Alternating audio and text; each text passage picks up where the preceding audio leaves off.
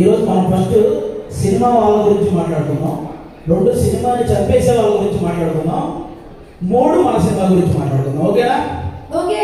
కానీ తెలుగు సినిమా అనగానే ఎక్కడ ఏ ఈవెంట్ జరిగినా ఇలా వచ్చేసే ముందు తెలుగు ఆడియన్స్ అందరికీ కూడా థ్యాంక్ యూ సో మచ్ అండి.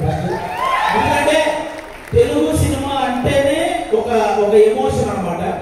రీసెంట్ గా మీరు చూసే ఉంటారు, వారణాసి మూవీ నుంచి ఆ చిన్న మహేష్ బాబు గారి గ్లిమ్స్ రాగానే మైండ్ పోయింది. అసలు అది మైండ్ నుంచే పోవట్లేదు. అంటే ఈ దెబ్బతో అవతారం కూడా జై బాబు అనాల్సిందే, అలా ఉందన్నమాట.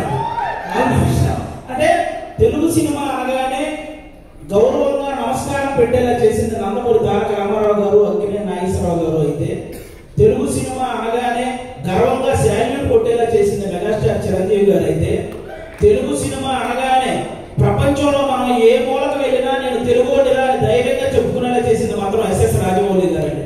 ఆయనకి నాన్ స్టాప్ గా సక్సెస్ రావాలని మనస్ఫూర్తిగా కోరుకుంటున్నాను. ఇప్పుడు ఆ వారణాసి గురించి ఎందుకు మాట్లాడాల్సి వచ్చిందంటే, ఆ రోజు జరిగిన ఆ గ్లోబల్ ఈవెంట్ అంత సక్సెస్ అవడానికి one of the main reason మన సుమగారికి నిజంగా అసలు మామూలు విషయం కాదు. అంటే అంత పెద్ద ఈవెంట్ లో చిన్న అంతరాయం కలిగినా కూడా ఆవిడ మేనేజ్ చేసిన విధానం మాత్రం వేరే లెవెల్.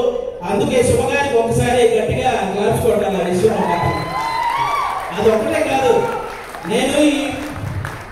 అదొక్కటే కాదు, ఈ ప్రేమ అంటే సినిమా కంటే ముందు మీకు అసలు సుమ అంటే ఏంటో చెప్తాను. మీకు అసలు జనరల్ గా మీరు Sukumar universe, Lokesh Kanagaraj universe, Sujeeth universe ఇవన్నీ చూస్తుంటారు కదా. కానీ సుమ యూనివర్స్ అనేది రెండింటికంటే పెద్దది. ఎందుకంటే ఒక డైరెక్టర్ తన ముందు సినిమాకి తర్వాత వచ్చే సినిమాకి మధ్య ఒక లింక్ ఉంటే దాన్ని యూనివర్స్ అంటారు కదా.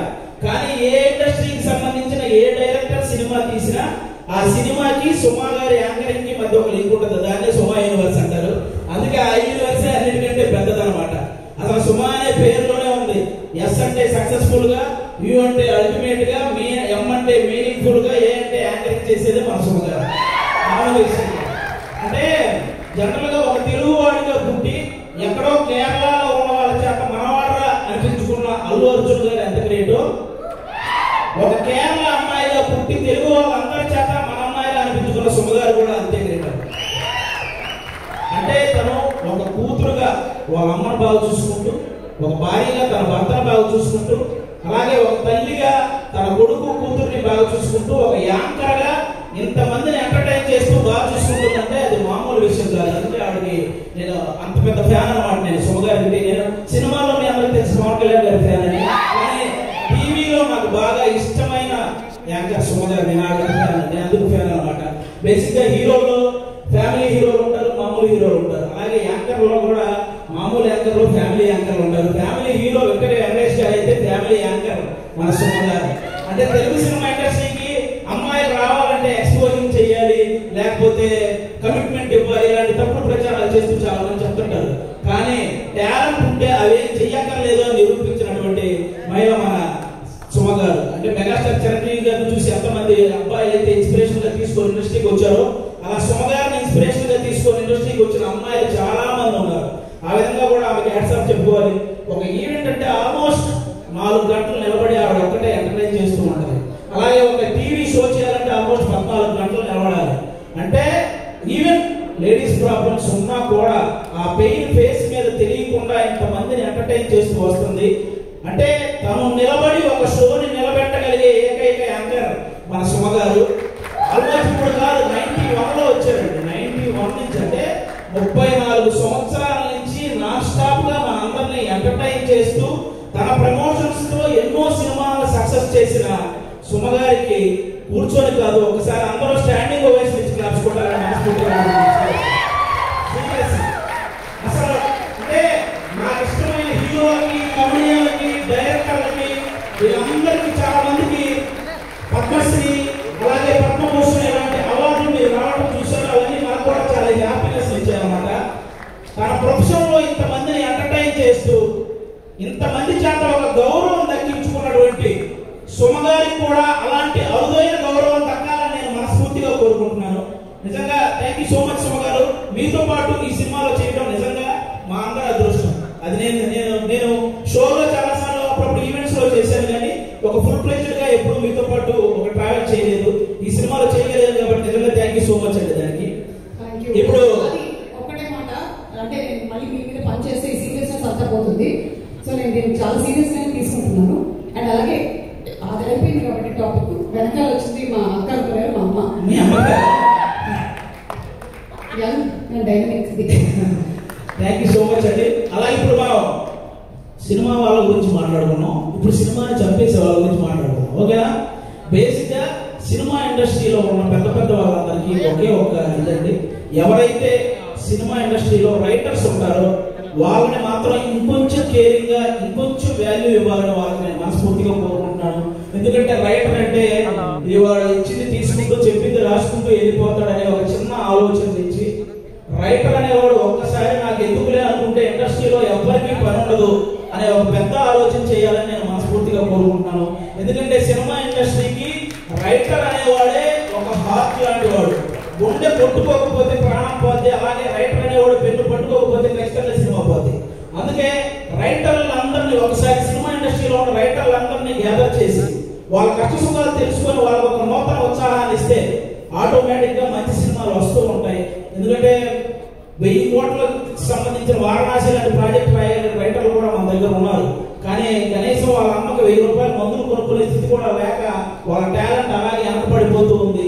అలా రైటర్స్ అందరినీ ఒక్కసారి గ్యాదర్ చేసి వాళ్ళని వాళ్ళకు ఒక నూతన ఉత్సాహం ఇవ్వాలని సినిమా ఇండస్ట్రీ పెద్దవాళ్ళందరికీ నేను ఒకసారి మనస్ఫూర్తిగా కోరుకుంటున్నాను. అలాగే మీరందరూ గమనిస్తే ఆల్మోస్ట్ సంవత్సరానికి 150-200 సినిమాలు రిలీజ్ అయితే పట్టుమని 10 సినిమాలు కూడా ఆడట్లేదు సినిమా ఇండస్ట్రీలో. అంటే సినిమాలు ఏమో ఆకాశంలో చుక్కలాగా లెక్క పెట్టలేదని వస్తున్నాయి, హిట్లు మాత్రం మన చేతికున్న వేలలాగా లెక్క బట్టి అని కూడా రావట్లేదు. అంటే దానికి అంటే ఏదైతే ఎంత కష్టం వచ్చినా నిలబడ్డ ఆ 4 ప్రొడ్యూసర్లు వాళ్ళ సంగతి పక్కన పెడితే ఎంతమంది ప్రొడ్యూసర్లు ఇలా వచ్చి మళ్ళీ అలా ఊరెళ్ళిపోతున్నారో మీకు తెలియదు.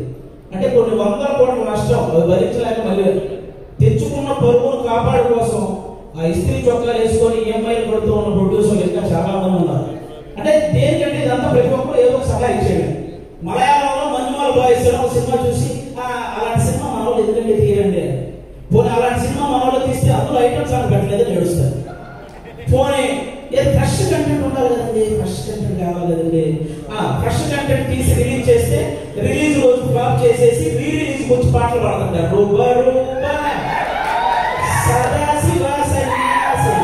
ఇలా పాడేస్తుంటారు రీ రిలీజ్ వచ్చి, రిలీజ్ రోజు మనకి అలా. అంటే ఆ విధంగా ఎవరికి వాళ్ళు సలహాలు ఇచ్చేసి ఆ సినిమాని ఏదో రూపంలో చంపేస్తూ వస్తున్నారు. దానివల్ల ఎక్కువ నష్టం ప్రొడ్యూసర్కి జరుగుతుంది. వీటన్నిటికంటే ఏదైతే కొన్ని సంవత్సరాల నుంచి మన తెలుగు సినిమాకి బొమ్మ చూపించిన ఐబొమ్మ అనేది ఒకటి ఉందో ఆ దరిద్రం ఇప్పటితో అయితే పోయింది. కానీ దానికంటే పెద్ద దరిద్రం ఏముందంటే సోషల్ మీడియాలో వచ్చే నెగిటివిటీ.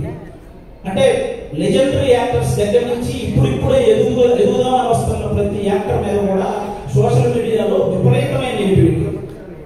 అది కొంతమందికి నాలుగు నేను చేశాను, నాకు పెద్ద బాధ ఇంట్లో అమ్మ నాన్నలకు నేను చెప్పుకోగలను, అదేం పర్లేదు నేను చూసుకుంటాను. కానీ కొంతమంది అందరికీ అలా ఉండదు. కొంతమంది వాళ్ళ పేరెంట్స్ సెన్సిటివ్ అయి ఉండొచ్చు, ఆ పర్టికులర్ యాక్టర్ సెన్సిటివ్ అయి ఉండొచ్చు. అలా ట్రోల్ చేయడం వల్ల వాళ్ళు మనస్తాపానికి గురైపోయి ఖచ్చితంగా వాళ్ళు చేసే ప్రాజెక్టుల విషయంలో కానీ వాళ్ళు చేసే పనుల విషయంలో కానీ ఖచ్చితంగా పెడుతూ ఉంటారు. అది మీరు గమనించాలి. నేను ఓన్లీ ఏదో చిన్న చిన్న వాళ్ళ గురించి చెప్పట్లేదు. మన తెలుగు సినిమాని ఆల్మోస్ట్ మన దేశాన్ని తలెత్తుకునేలా చేసిన రాజమౌళి గారు లాంటి వాళ్ళే ఒక పోస్టర్ వదిలితే దాని మీద ట్రోల్ చేసి ఆయన కూడా తలదించుకునేలా చేస్తున్నాం. అరే ఒక అనుకున్న ఈవెంట్ లో అనుకున్న టైం ప్రకారం ఒక గ్లిమ్స్ ప్లే అవ్వలేదని ఇమోషనల్ అయ్యాడు. అంటే ఆయనకు ఆ సినిమా పట్ల ఉన్న హార్డ్ వర్క్ గురించి, ఆయనకు ఆ సినిమా పట్ల ఉన్న డెడికేషన్ గురించి మనం హ్యాట్స్ ఆఫ్ చెప్పాల్సింది పోయి అందులో కూడా ఏవో కారణాలు వెతుక్కొని ఎలా ట్రోల్ చేయాలి. అక్కడ తప్పు జరగలేదు అసలు. ఆయన బేసిక్ గా నాకు రామాయణం మహాభారతం అంటే చాలా ఇష్టం అని చెప్పిన వ్యక్తి. అలాంటి వ్యక్తి ఎవరైనా రాముడి గురించి నాకు తీసే అవకాశం వచ్చిందని చెప్పిన వ్యక్తి. ఆయన ఆ రోజు హనుమంతుడి మీద అలిగాడే కానీ అవమానించలేదు. ఇది ఒకటి అందరూ గుర్తుపెట్టుకోవాలని నేను మనస్ఫూర్తిగా కోరుకుంటాను. ఒకరు కాదు, సినిమా కోసం ఎన్టీఆర్ గారు సన్నబడితే ఆయన మీద ట్రోలింగ్, మన బాలకృష్ణ గారు మాట్లాడితే ట్రోలింగ్, అల్లు అర్జున్ గారు నవ్వితే ట్రోలింగ్, సాయి ధర్మ తేజ్ గారు యాక్సిడెంట్ అయి ఆయన మాట్లాడడానికి ఇబ్బందిగా ఉంటే దాని మీద కూడా ట్రోలింగ్. అరే మనం బయట దేశాలకు వెళ్తే జస్ట్ మనం బాహుబలి అంటే కానీ ఓ మీరు ఇండియనా అనే పరిస్థితి ఉండదు. అలాంటి ప్రభాస్ గారి లుక్స్ మీద ట్రోలింగ్, రామ్ చరణ్ గారు చిక్కిరి చిక్కిరి సార్లు పక్క దేశాల వాళ్ళు కూడా రిలీజ్ చేస్తున్నారు. అలా ఒకరికారు విజయ్ దేవరకొండ గారి మీద మన ఇండస్ట్రీ వాళ్ళే ట్రోలింగ్. అంటే ఒక వ్యక్తికి అంత మించి ట్రోలింగ్ అంత మానసికంగా ఒక వ్యక్తిని కుంగలేయాల్సిన పనే ఉంది. ఇప్పుడు బాహుబలి ట్రిపుల్ పుష్ప ఎలాగో వర్గానికి అర్జున్ రెడ్డి గారి సినిమా కూడా అలాగే అతనికి బౌన్స్ లేక అయ్యే టైం కూడా ఇవ్వకుండా అతని మీద అంత ట్రోల్ చేస్తూ ఉంటే అతను ఎంత ఇబ్బంది పడతాడో ఆలోచించాలి. ఒక శ్రీలీల ఒక తెలుగు అమ్మాయి ఇక్కడి నుంచి బాలీవుడ్ తమిళనాడు ఇలా వెళ్ళి అన్ని ఇండస్ట్రీల్లో వర్క్ చేస్తుంటే ఆ అమ్మాయి డాన్స్ చేస్తుంది, యాక్టింగ్ కదా. ఇప్పుడు భగవంత్ కేసరి అనే సినిమా నేషనల్ అవార్డు దృష్టికి వెళ్ళిందంటే బాలకృష్ణ గారి పర్ఫార్మెన్స్ అలాగే అనిల్ రావుపూడి గారి కథతో పాటు శ్రీలీల గారి పర్ఫార్మెన్స్ కూడా వన్ ఆఫ్ ద రీజన్ కదా. అలాంటి అమ్మాయిని అంత ప్రేమ చేయడం ఏంటి? ఒకటి మెగాస్టార్ చిరంజీవి గారి మీద డీప్ ఫేక్ వీడియోలు చేశారమ్మా. ఇంతకంటే దరిద్రం ఉంటుందా?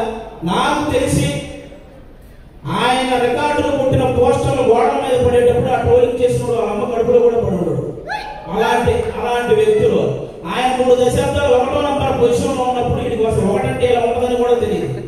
మన తుఫాన్ వచ్చిన ఆయన సినిమాల కోసం మనం పరిగెత్తుకుంటూ వెళ్తున్నప్పుడు వాడికి నడవడం కూడా వచ్చి ఉండదు. అలాంటి వాడు వచ్చి మెగాస్టార్ చిరంజీవి గారి మీద ట్రోల్స్. అరే మెగాస్టార్ చిరంజీవి గారు ఒక స్టేట్ కో ఒక క్యాస్ట్ కో సంబంధించిన వ్యక్తి కాదు, ఒక దేశం గర్వించదగ్గ వ్యక్తి మెగాస్టార్ చిరంజీవి గారు. అలాంటి వ్యక్తి మీద ట్రోలింగ్. ఈ ట్రోలింగ్ ఎందుకు, వీటి వల్ల సినిమా ఎందుకు చనిపోతుంది అంటున్నానంటే నేను హీరోల మీద ట్రోలింగ్ చేయడం వల్ల, ఇంతమంది స్టార్ హీరోల మీద ట్రోలింగ్ చేయడం వల్ల రేపొద్దున తెర మీద వాళ్ళు హీరోయిజం చూపించినా అది చాలా కామెడీగా అయిపోతుంది నార్మల్ జనాలు చూసేవాళ్ళు. అందుకే ఆ హీరోయిజం ఫెయిల్ అవుతుంది కాబట్టి సినిమాలు ఫెయిల్ అవుతున్నాయి. అరే 100 కోట్లు ఖర్చు పెడుతున్న ప్రొడ్యూసర్లు ఒక పక్క ఒక సినిమా హిట్ అయితే ఇంటికి వెళ్ళి మా అమ్మ నాన్న చెప్పుకుంటామని వెయిట్ చేస్తున్న డైరెక్టర్లు, ఒక సక్సెస్ వస్తే గానీ ఇంకో సినిమాలో మళ్ళీ కంటిన్యూ చేయరు అని ఆశపడే టెక్నీషియన్స్, అరే ఫ్యామిలీస్ వదిలేసి అభిమానుల కోసం హిట్ ఇవ్వాలని చెప్పి కష్టపడుతున్న హీరోలు, ఒక సినిమా హిట్ అయితేనే జీతం పెరుగుతుందని ఆశించే సినిమా కార్మికులు, ఇంతమంది కష్టాన్ని ఒక చిన్న నెగిటివిటీ ట్రోలింగ్ తో మీరు కంప్లీట్ గా దాన్ని చంపేస్తున్నారు. ఒక్కరు కాదండి, అసలు ట్రోలింగ్ అంటే మీరు బ్రహ్మానందంగా రియాక్షన్స్ తో మీరు ట్రోల్ చేస్తున్నారు. మేము కూడా నవ్వుకుంటాం, అందరూ నవ్వుకుంటారు. కానీ ట్రోలింగ్ అనేది నవ్వుకునేలా ఉండాలి కానీ నవ్వుల పాలు చేసేలా ఉండకూడదని ఒకసారి ఆ చేసే వాళ్ళకి నేను మనస్ఫూర్తిగా కోరుకుంటున్నాను. అలా ఇంకెప్పుడు కూడా ఇంతమంది లెజెండ్స్ ఎంతో సాధించి ఇక్కడ వరకు వచ్చారు, వాళ్ళని అంత ఈజీగా నెగిటివ్ చేసే ప్రయత్నం చేయకండి అని వన్స్ అగైన్ నేను మనస్ఫూర్తిగా కోరుకుంటున్నాను. అలాగే ఇప్పుడు వాళ్ళకి చెప్పేసారు గమనించాలి. అలాగే కొంతమంది ఇంకా రివ్యూవర్స్ ఉన్నారు, వాళ్ళకు కూడా కొంచెం చూసుకొని చెయ్యాలని వాళ్ళకి మనస్ఫూర్తిగా కోరుకుంటున్నాను. చాలా మంది మంచి రివ్యూవర్స్ ఉన్నారు, సినిమా గురించి చాలా బాగా చెప్తారు. సినిమా గురించి బాగా చెప్పి ఈ సినిమా నచ్చితే మంచి హైపిస్తారు, నచ్చకపోతే ఇందులో ఈ నచ్చిన విషయాల కోసం మీరు వెళ్ళొచ్చు అని చెప్తారు. అలా చెప్తే చాలా బాగుంటుంది. అంతేగాని సినిమా మీద వెటకారం చేస్తూ రివ్యూలు ఇస్తుంటారు. వాళ్ళకి అర్థమైన విషయం ఏంటంటే ప్రొడ్యూసర్లు ఎంత నష్టపోతున్నారో ఒకసారి ఆలోచించాలని మనస్ఫూర్తిగా కోరుకుంటున్నాను. ఇక మా ప్రేమంటే సినిమాలో ముఖ్యంగా మా ప్రియదర్శి బ్రదర్ ఇందాక నాగచైతన్య గారు చెప్పినట్టే వర్స్టైల్ యాక్టర్, అసలు మామూలుగా కాదు. అతను ఏ సినిమా పట్టుకుంటే ఆ సినిమా లక్కీ అన్నట్టు మారిపోయింది. బలగం చూసినప్పుడు కానీ, అతను కోర్టు సినిమా చూసినప్పుడు కానీ, మల్లేశం చూసినప్పుడు కానీ, సారంగపాణి జాతర సినిమా చూసినప్పుడు కానీ అతని పర్ఫార్మెన్స్ ఎప్పటికప్పుడు వేరియేషన్స్ చూపించుకుంటూ వస్తూ, అంటే చాలా మంది ప్రొడ్యూసర్లకి ప్రియదర్శి ఇలాంటి వాడితో సినిమా తీస్తే మనం తక్కువ బడ్జెట్ పెట్టుకోవచ్చు, ఎక్కువ లాభాలు పొందొచ్చు అనే ఫీలింగ్ అతని మీద ఉంది.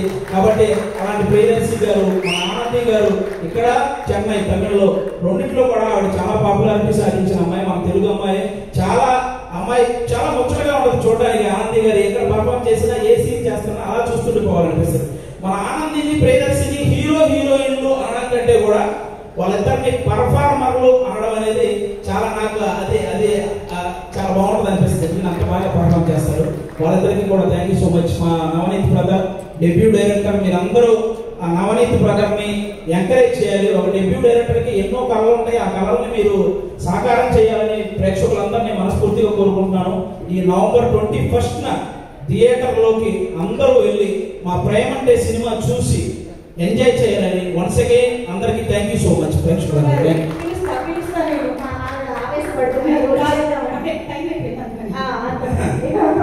థ్యాంక్ యూ సో మచ్ అండి. Thank you.